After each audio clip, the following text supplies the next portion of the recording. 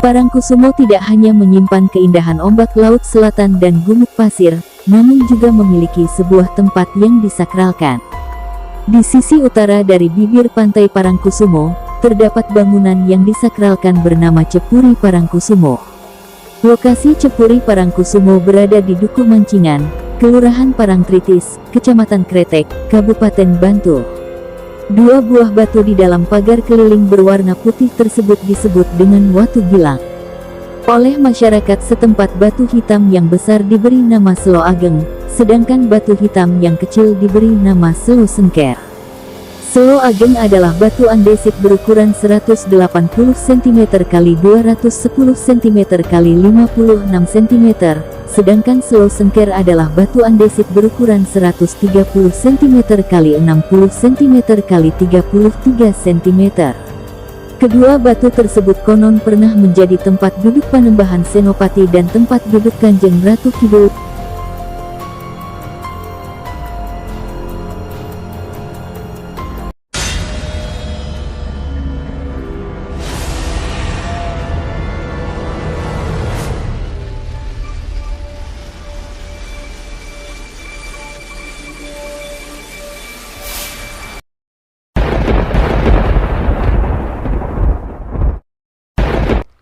Assalamualaikum warahmatullahi wabarakatuh. Salam Rahayu, salam budaya. Kali ini kita berada di tepat bibir Sungai Parangkusumo, ya, di sebuah Cepuri Parangkusumo. Di mana area tempat ini dulu pernah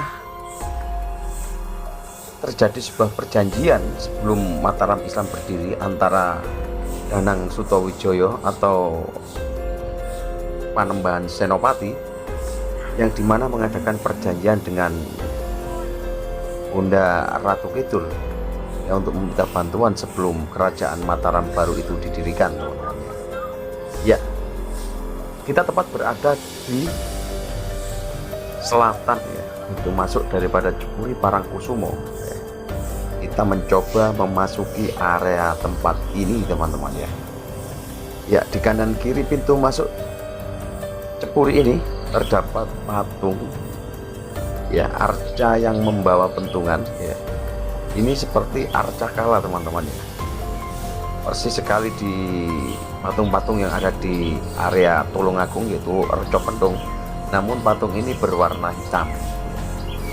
Kita mencoba mendekati patung yang satunya, teman-teman, ya, di sebelah kiri pintu masuk Cepuri Parangkusumo, ya. Kita lihat, ya, kita lihat ini adalah patung arca, ya, arca kala, ya, yang ditaruh di sebelah kiri pintu masuk Cepuri ini. Ya, kita akan mencoba untuk memasuki area lokasi di mana terjadinya sebuah perjanjian antara penguasa pantai selatan, yaitu Bunda Ratu Kidul dengan Panembahan Senopati, ya, dengan suasana yang sangat damai dan indah, ya, dan rumput yang hijau royo-royo, teman-teman, ya. Kita akan mencoba berjalan menuju area tersebut, ya. Di sini juga selain areanya yang luas, di sini disediakan tempat untuk ibadah, teman-teman, ya. Ada sebuah masjid, ya, di kiri saya ini, ya. Kita mencoba untuk mendekat, ya.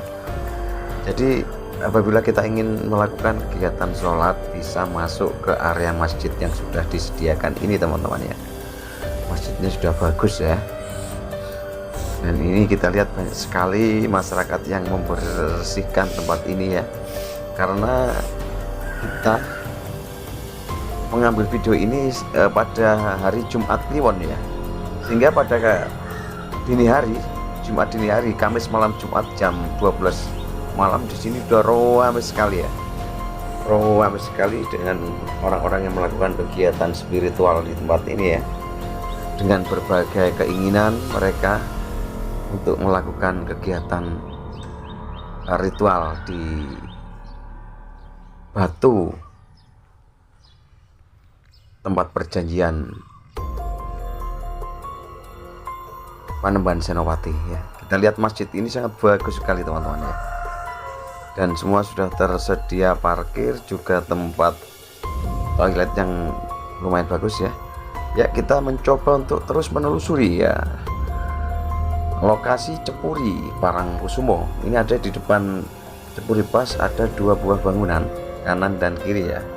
Kemungkinan ini adalah tempat berjaga ya, seperti pos gitu ya, namun besar di sini ya. Kita akan terus menuju area tempat ini ya, dan kita coba telusuri teman-teman. Banyak sekali tanaman-tanaman di tempat ini ya, pohon-pohon seperti mangga, kelapa, dan juga tanaman-tanaman yang lain teman-teman ya. Ada juga tanaman ini ya, tanaman buah maja ya. Saya lihat kemarin tuh ya, saya lihat tadi ada buah maja teman-teman. Nah, inilah tempat penjagaan masuk di Cepuri Parangkusumo ya, seperti pos gitu teman-teman ya, atau untuk orang-orang yang menginap ya. Kita terus menuju lokasi ini. Nah, di depan kita ini adalah tempat lokasi di mana perjanjian antara Danang Sutawijaya dengan Bunda Ratu Kidul sebelum mendirikan kerajaan Mataram baru ya.